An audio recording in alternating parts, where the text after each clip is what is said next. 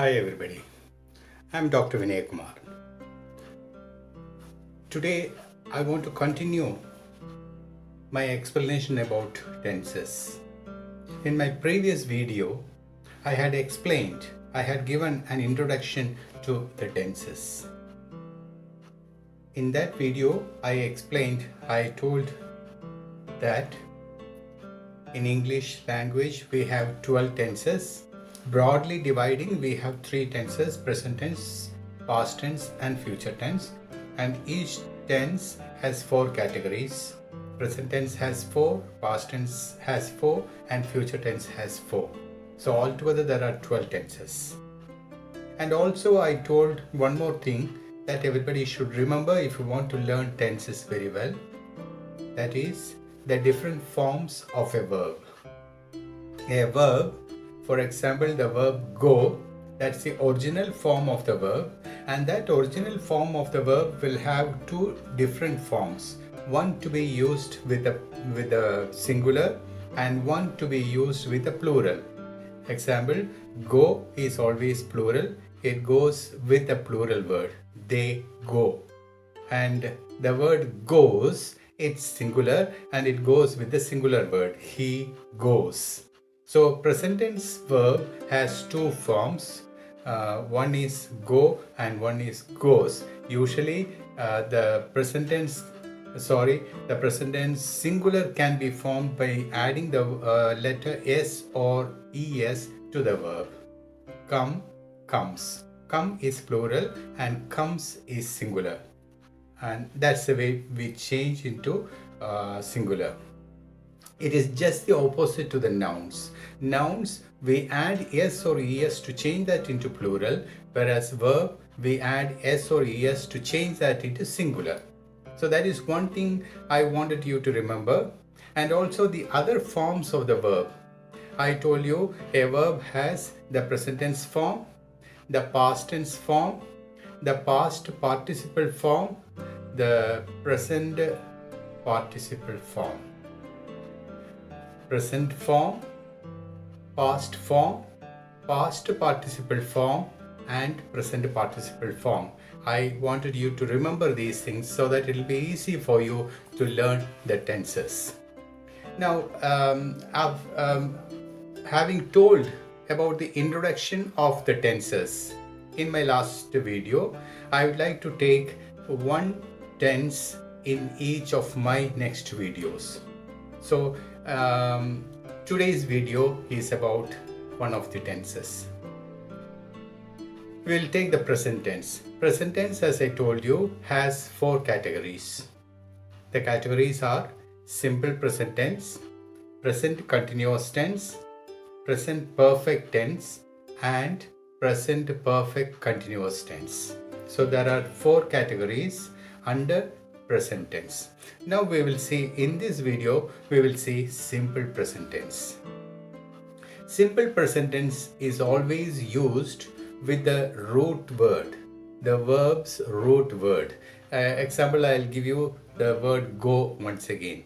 Go is the root word, that's the original form of the verb, and that word is simple present tense. So we can use the word he goes.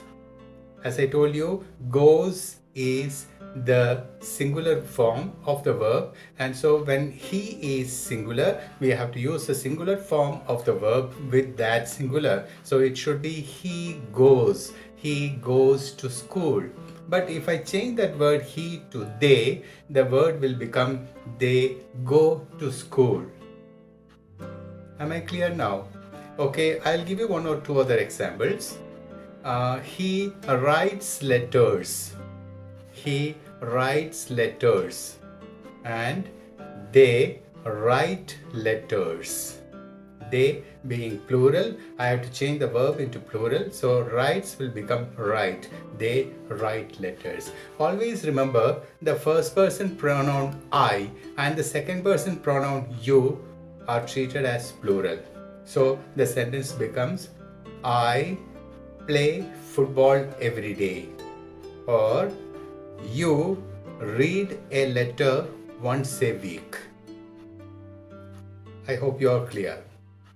Now let us see when this tense is used.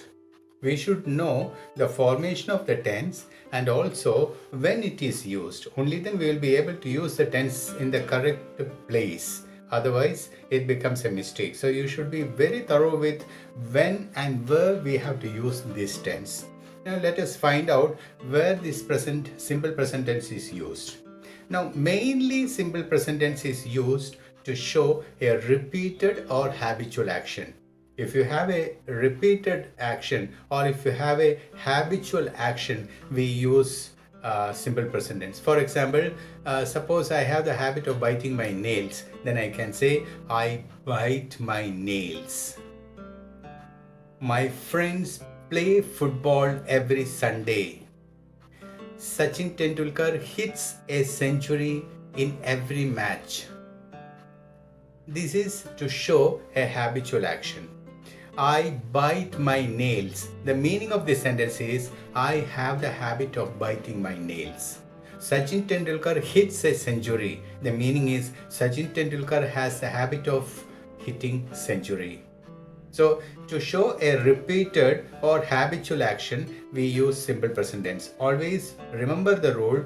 The singular should be used with the singular subject and plural should be used with the plural subject. That's the condition to use the simple present tense.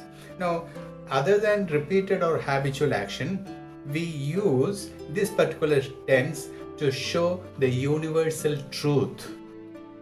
If you want to tell anything about the universal truth, we use simple present tense. For example, we know very well the sun comes out in the east every day and goes down in the west.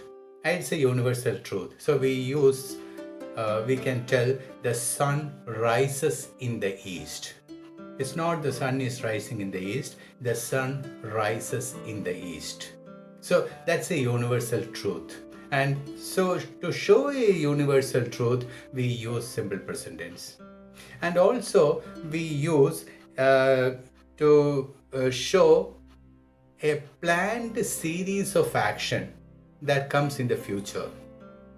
A planned series of action that is going to happen in the future. For example, imagine that our Prime Minister is going to visit our place tomorrow and he has chalked out a plan of his visit, and we can use simple present tense to tell those actions. For example, I can tell the PM lands at Coimbatore by 11 tomorrow and inaugurates the newly constructed bridge at 12 noon. You see, I am not using he will arrive and he will inaugurate. I am using simple present tense. He comes to Coimbatore, he inaugurates the bridge. We can tell those things also. That is a planned series of action in the future. But always remember, I'm not making this tense into a complicated one. We use this tense mainly to show a repeated or habitual action. If you have the habit of going to school every day, don't tell I am going to school every day. Use always I go to school every day. That's the main mistake that most of the children make, most of the students make, even elderly persons. When it is a habit, when it is a repeated action, don't use a present continuous tense, use simple present tense. Just like what I told you at the beginning, I bite my nails. The meaning is I have the habit of biting my nails. I scold the children. The meaning is I have the habit of scolding the children. So I hope you understood the usage and the formation of simple present tense. Use it correctly at the proper place so that people will appreciate you and you don't make any mistakes also. You will gain the confidence of speaking in front of the audience or to your friends once you are thorough with the tenses. All the very best of luck to you. God bless you and see you in my next video. Bye.